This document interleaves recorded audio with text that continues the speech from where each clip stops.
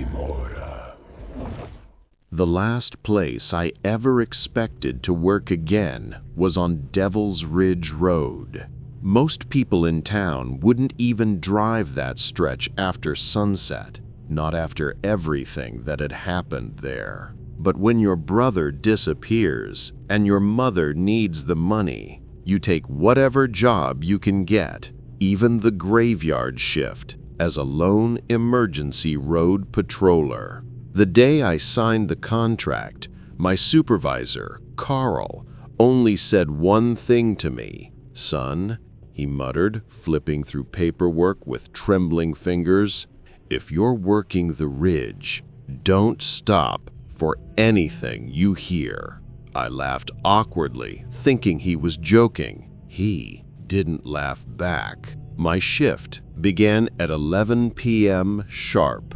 The moment I stepped out of the station and onto the ridge, I felt it.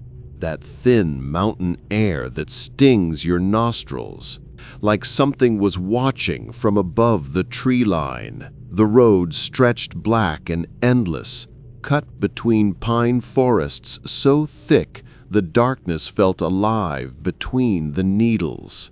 Every night the fog rolled in at the same time, 11:37 p.m. Not normal fog either.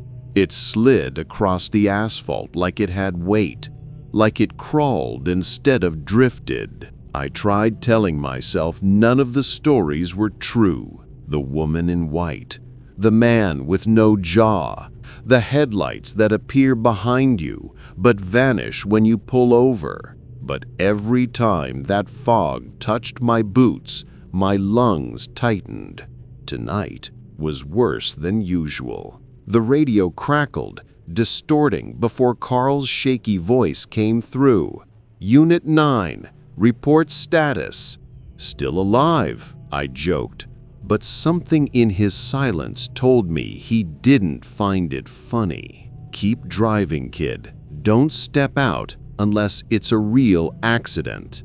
I switched the radio off. The static only made me more anxious. Around 12:14 a.m., I spotted the first sign of trouble. A car was parked on the shoulder with its hazard lights blinking slowly, almost like the bulbs were struggling to stay alive. I pulled up behind it. My headlights washed over broken glass, a shattered taillight, a deep dent in the rear bumper. "Great," I muttered, grabbing my flashlight. Second week on the job, and already a wreck. But the moment my beam hit the driver's door, I froze. There were handprints on the window, dozens of them, pressed from the outside. Some small, as if from a child, some long, too long to be human. The fog thickened suddenly, swirling around my ankles. Then I heard it, a voice, soft, female, gentle. "Help me." It came from the trees, not from the car, not from anywhere nearby, but from deep in the forest, where the shadows moved like slow currents under the moonlight. I stepped back.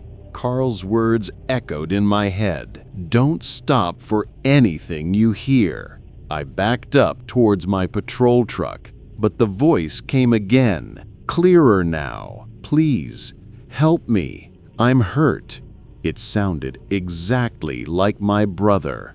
Exactly. My flashlight shook in my hand. My heart began to pound as the fog parted slightly, revealing a faint, pale shape between the trees, like someone standing just beyond reach, waving weakly. "Help, please." My throat tightened. It wasn't possible. My brother vanished on this road last year. They never found him. Not a footprint, not a scrap of clothing. But that voice was his. I found myself stepping toward the tree line before I even realized it. Then my patrol radio burst alive with a scream, a woman's scream, loud enough that I dropped the flashlight. The fog around the trees pulled back violently, like it was inhaled by something hidden in the darkness. Something tall, something waiting, and I finally understood. No one disappears on Devil's Ridge Road. They're taken, and tonight it decided to speak to me. I backed away from the tree line, pulse hammering so hard I felt it in my throat. The voice, my brother's voice, called again. "Please, don't leave me." It came from everywhere and nowhere at once. Like the fog itself was speaking. A sudden blast of static screeched through my patrol radio, making me flinch.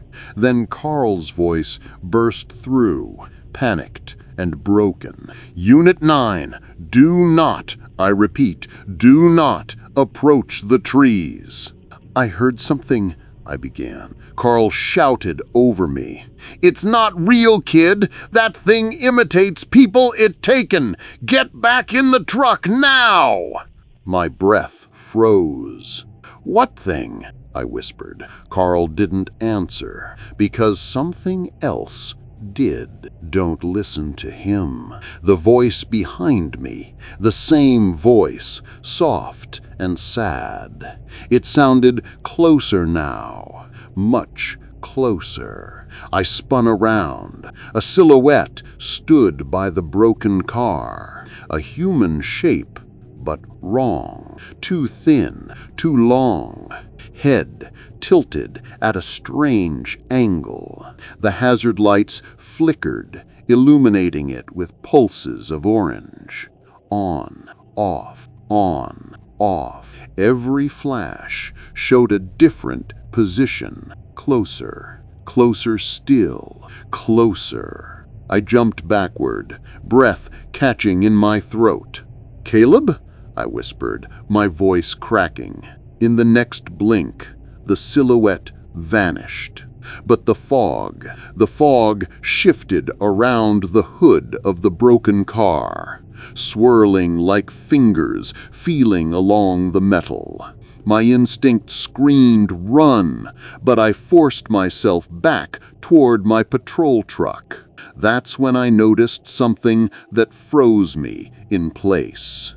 The rear bumper of the wrecked car had deep grooves, not dents, gouges, as if something with claws had hooked into the metal and dragged the car backward.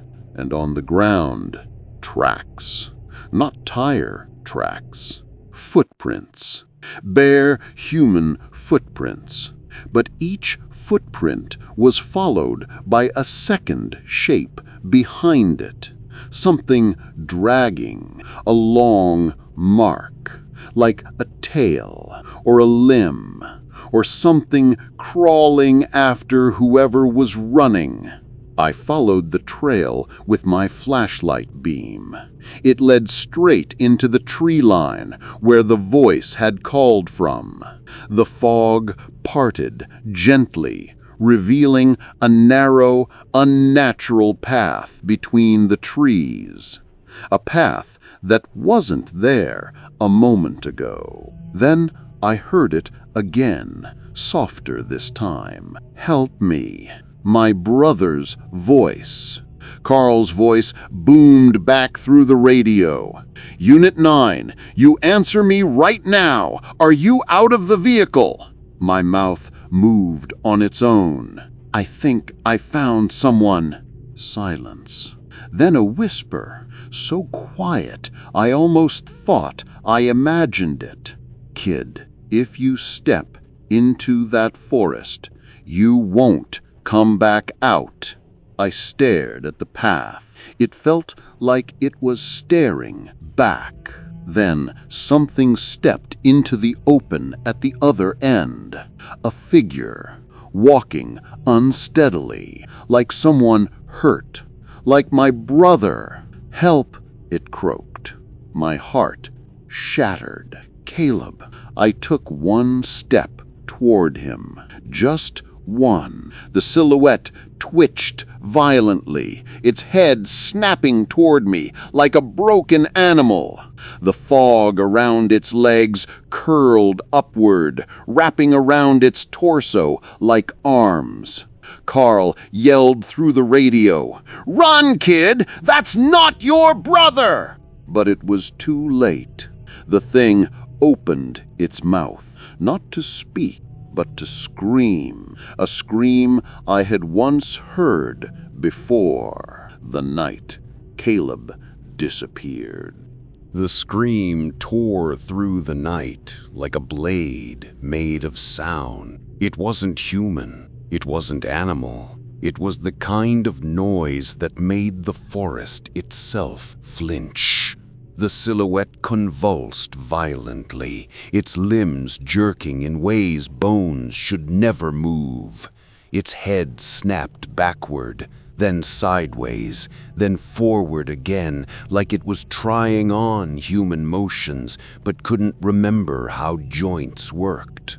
The fog surged around it, rising up its legs, wrapping around its torso, crawling into its open mouth like smoke entering a chimney. And then it grew, not in height, in presence. Like the air around it thickened, warping the darkness itself. My patrol radio exploded with static again, and Carl shouted, "Unit 9, do not look at it!" But my eyes were already locked on it. The silhouette twitched once more, and then it stood still, completely motionless, except for its jaw, which began lowering and lowering and lowering until it unhinged almost to its chest. Black mist poured from its mouth like liquid shadow. "Caleb," it whispered, but the voice was fractured, as if three people were saying the name at the same time, slightly out of sync. That's when my flashlight flickered. A second silhouette appeared beside it, shorter, thinner, barefoot. A child holding the hand of the taller creature. My blood froze. The smaller silhouette tilted its head, and in a tiny, trembling voice, it said, "Didn't you hear me? I said, help me." The same voice as before. My brother's voice when he was a kid, not how he sounded the night he disappeared. My knees felt weak. No, this isn't real. This isn't real. The child silhouette took one step toward me. The adult silhouette took three. Their movements did not match. The child floated slightly above the ground. The adult dragged its limbs with a scraping sound, like bone against pavement. Carl yelled again, "Unit 9, get into the truck right now!" I turned, sprinting toward my patrol vehicle, breath shredding my throat. The fog chased me. It didn't roll or drift. It flowed like fingers stretching to grab my legs. I reached the truck, yanked the door open, threw myself inside and slammed it shut. The headlights cut across the road, and that's when I saw them. Not one figure, not two, at least 15 silhouettes standing on the asphalt, all different heights, all facing me, all perfectly still, some tall like adults, some short like children, some crouched, some slouched, some bent backward, a whole line of them, just standing, just watching. My breath fogged the windshield. Then the tallest silhouette raised its arm, slowly, joints cracking, and pointed directly at me. My heart thrashed. No, no, no, please, no. The entire line of figures began moving, all at once, their heads tilting in unison. Then they spoke together in a jagged, broken chorus. You left him. Tears burned my eyes. I didn't leave my brother. I tried to find him. Their chorus grew louder, overlapping. You left him. You left him. You left him. I slammed my foot onto the accelerator. The truck roared forward. The silhouettes didn't move, not even an inch. I braced for impact, but the moment I reached them, they vanished into mist. No bodies, no sound, nothing. Just the scream of my engine and the pounding of my heart. The radio crackled softly, Carl's voice shaking. Kid, listen to me. Devil's Ridge doesn't show you ghosts. A pause. Then, in a terrified whisper, it shows you what it's about to take next. I didn't slow down for a full 30 seconds. My truck roared down Devil's Ridge Road, engine howling, heartbeat slamming against my chest like it wanted out. The silhouettes were gone, the fog thinned. For a moment, I thought I had escaped, until something hit the roof of the truck. Thud! The entire vehicle shook. I swerved, gripping the wheel until my knuckles turned white.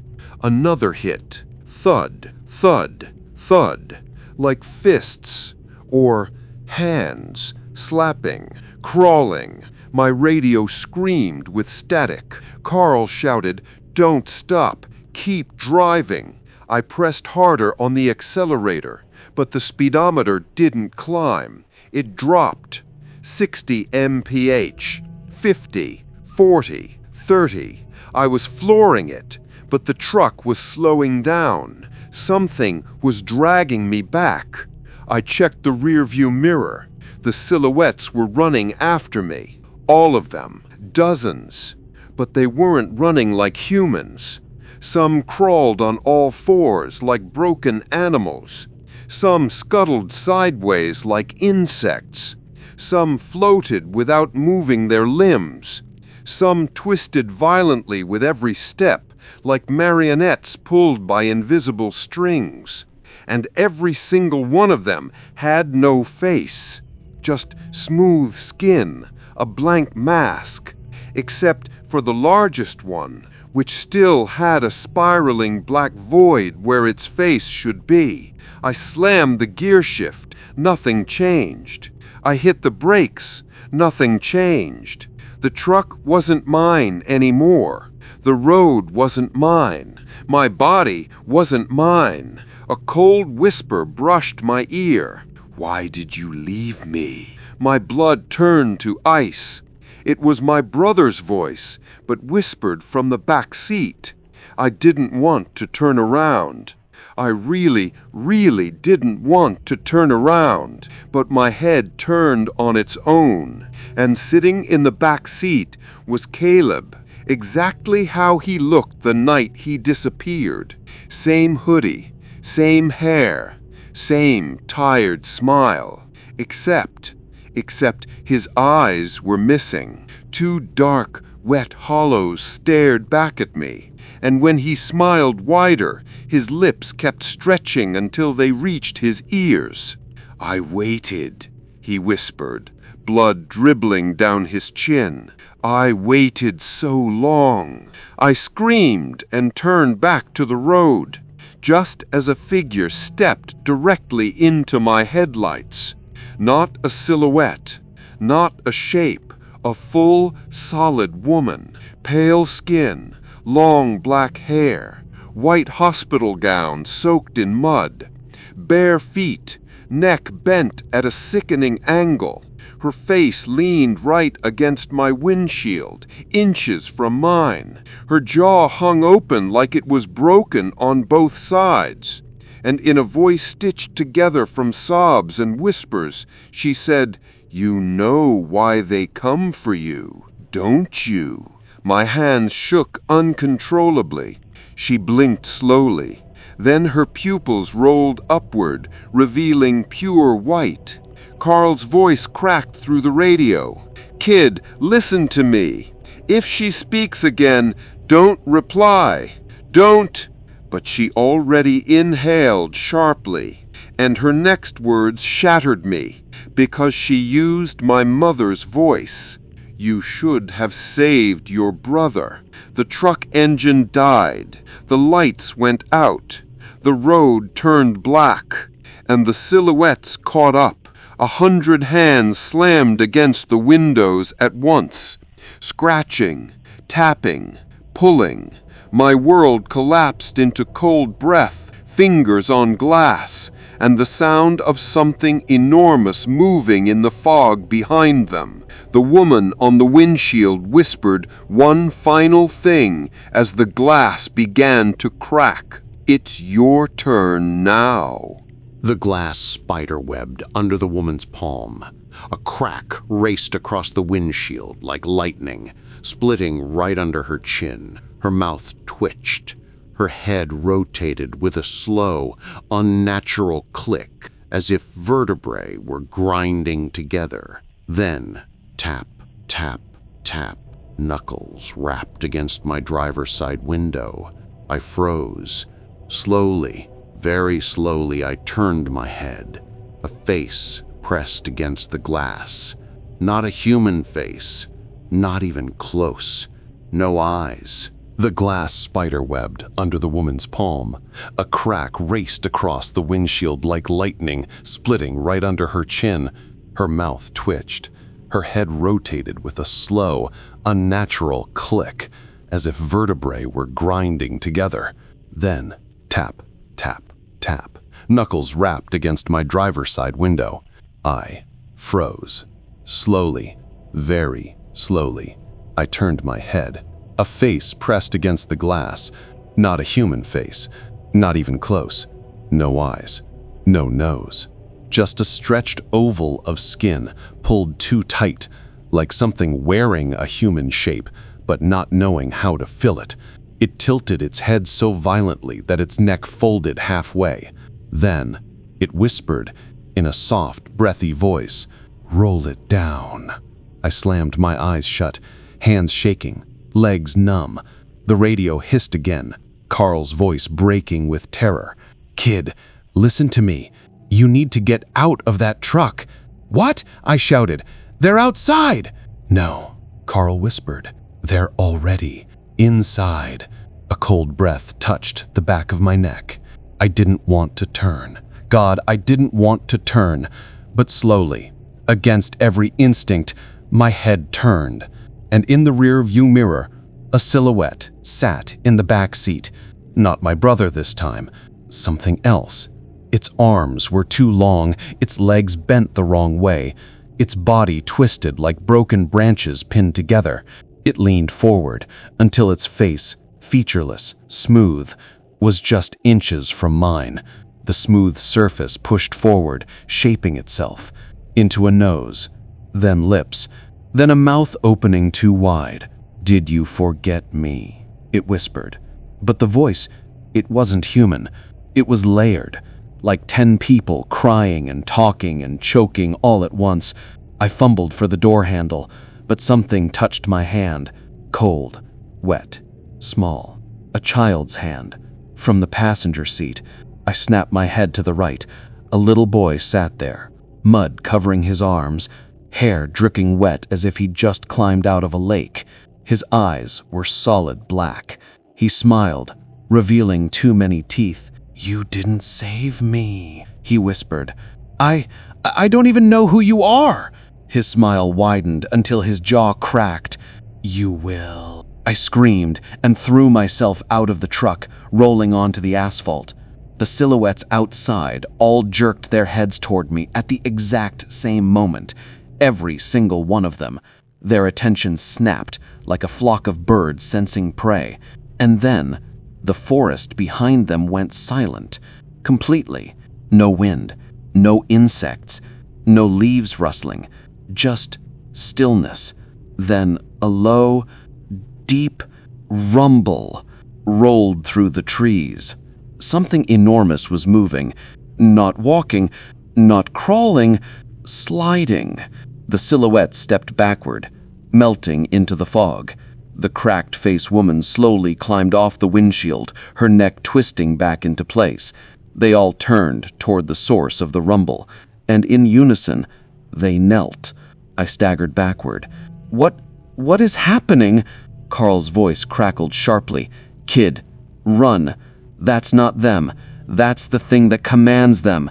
The fog tore apart like a curtain, and something stepped out. Not a person, not a creature, a void.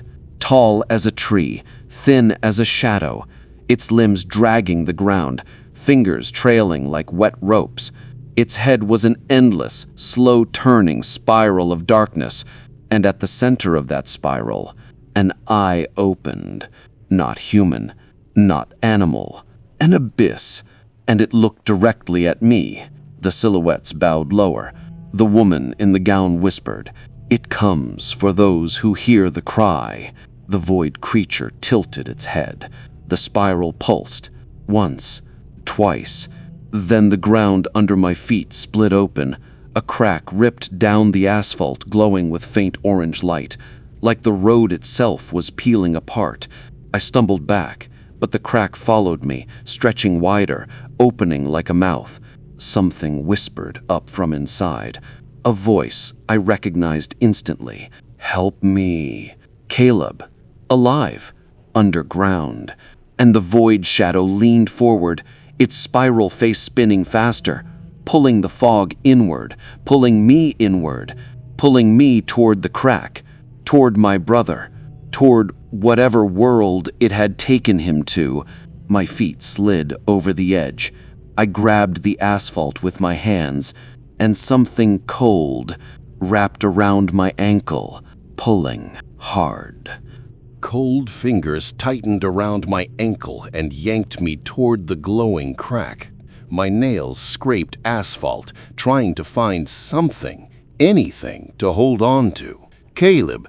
I screamed, kicking wildly. The voice from below came again, but this time it wasn't scared. It was smiling. "Come down, brother.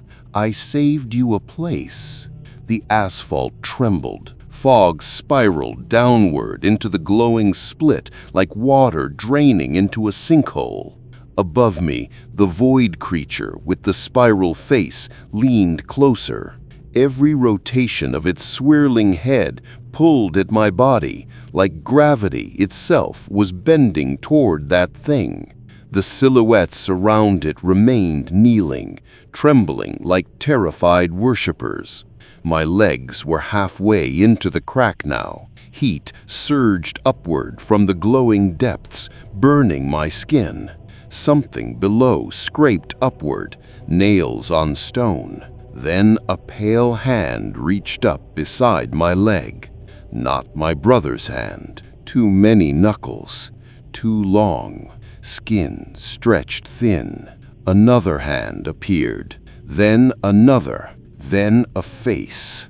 A stretched, eyeless mask pushing up through the crack like something crawling from a hole in the world. I screamed and grabbed a shattered piece of asphalt, jamming it into the creature's hand. It shrieked and pulled back, but another hand took its place instantly. The spiral-faced void bent even lower, its entire body folding like paper. Fog poured from its mouth, cold and thick. It wrapped around my chest, my throat, my face, and whispered, "You hear the lost. You are chosen." My grip slipped. My body tilted toward the crack. Then a horn blared. Blinding white light cut across the road. Headlights. A truck. coming fast. Carl's voice roared, "Kid, duck!" I threw myself sideways as the patrol truck Carl was driving slammed into the void creature with a bone-shaking crash. Metal screamed, fog exploded outward. The void creature staggered backward, limbs buckling. Carl leaned out the window, face pale with terror. "Get in!" Carl yelled. I sprinted towards his truck, but something grabbed my shirt. I spun. A silhouette. Small, child-sized. Its face twitched violently, trying to form features, trying to form my brother's face. It choked out, "Don't leave me." But this time, I didn't stop. I punched the thing so hard, its head snapped back like it was boneless and bolted for Carl's truck. I dove inside. Carl floored the accelerator. The void creature shrieked, the spiral on its face pulsing so violently the air shook. Fog blasted toward us like a tidal wave, but Carl's truck roared forward, smashing through the silhouettes. They burst into mist the moment we hit them. "What is that thing?" I yelled. Carl gripped the wheel so hard his knuckles bled. "That," he growled, "is the thing that took your brother."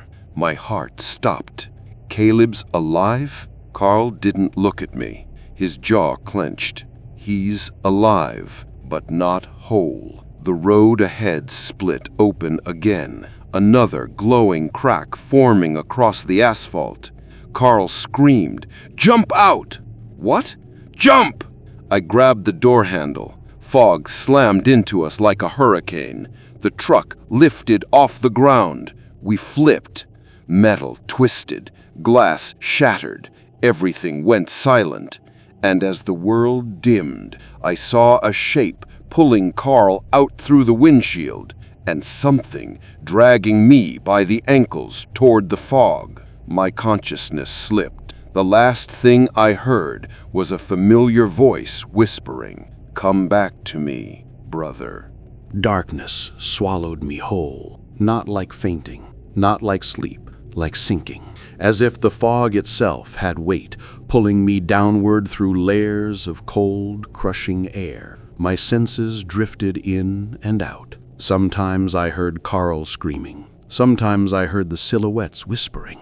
Sometimes I heard the spiral-faced void breathing. But beneath it all, a voice called out, a voice I knew better than my own heartbeat.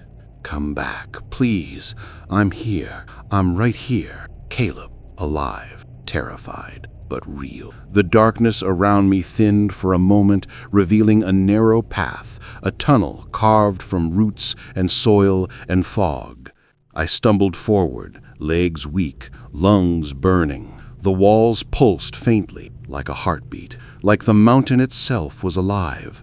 I followed the voice until the tunnel opened into a cavern of twisted roots and stone. The air was thick with a low hum, a vibration I felt in my bones. I stepped closer, and there, bound to the center of the cavern by tendrils of shadow, was Caleb, older, thinner, stronger, eyes sunken but alive. He looked up at me, tears welling. "You came," he whispered. I rushed to him, tried to pull the shadow tendrils off. They burned like frostbite. "Hold still," I said through gritted teeth. "I can't leave," he whispered. "It marked me." Then he lifted his shirt, and I saw it.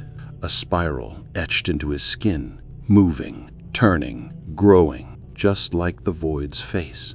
"It uses us," Caleb whispered. "We're windows, doors.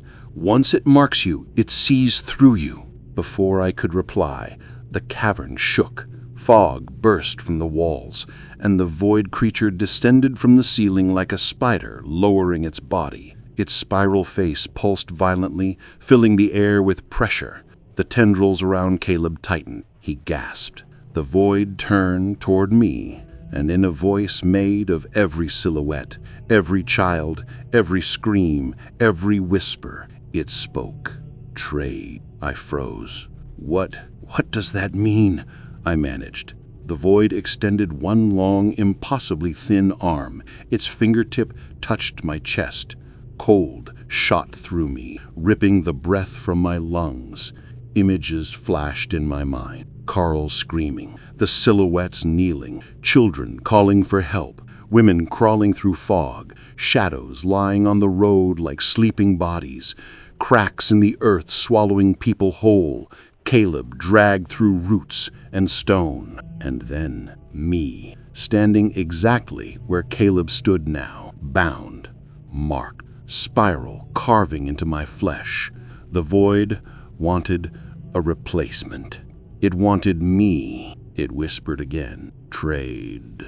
Caleb sobbed. No, don't listen. Run. But I shook my head. For a moment I thought about it. Trade myself to free my brother and end what happened to him. But something came to me. Something Carl said when I first trained for this job. Devil's Ridge doesn't take what's offered, kid. It takes what's weak. I looked up at the spiral-faced void. I forced my voice to steady. No, I said. The void froze. The spiral slowed. I stepped between Caleb and the creature. You can't take me, because I'm not weak. The cavern trembled. The void screeched, a raw, ripping sound that shook dirt from the ceiling. Its tendrils shot toward me, but I raised my hands, and the old woman's lantern appeared in the air, the one from the Appalachian mist, the blue flame burning inside. It had followed me. It had chosen me. The flame burst outward, blinding, blue, alive. The tendrils recoiled instantly. The void staggered back, the spiral on its face crack, lines of darkness peeling away. "Take him!" it screamed. But I stepped forward. "No!" I shouted, raising the lantern. The blue fire erupted, engulfing the cavern. The void shrieked, twisting violently, its limbs shattering into dust. The silhouettes collapsed, melting into fog. The tendrils around Caleb dissolved.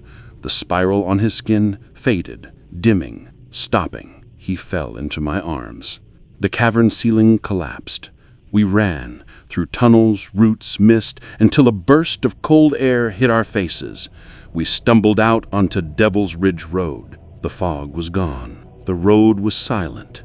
The void was dead. Caleb collapsed beside me, crying into my shoulder. "You saved me," he whispered. I held him tight. "No," I said. "We saved each other." They shut Devil's Ridge Road down the next morning. Official reason? Geological instability. Unofficial reason? Carl quit.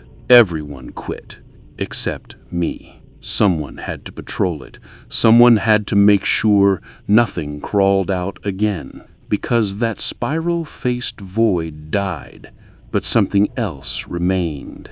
Every night when the fog rolls in, I hear faint footsteps behind me, light, quick, childlike.